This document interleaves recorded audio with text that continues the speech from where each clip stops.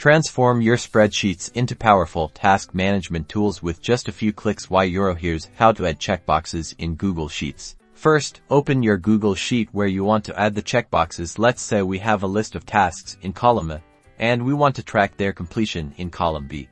Click on the header of the column where you want your checkboxes to appear. This is typically the column next to your task list, so we'll select cell B1.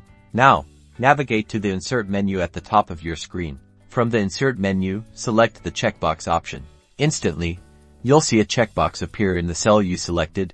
To apply this to your entire list, click back on the cell containing the checkbox. Now, locate the small blue square in the bottom right corner of that cell. This is called the fill handle. Click and drag this fill handle down to cover all the rows that correspond to your tasks. See that?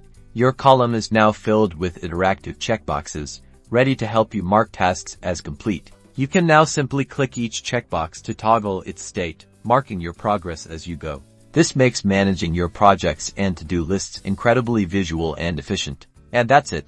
You've successfully added interactive checkboxes to your Google Sheet, boosting your productivity and organization.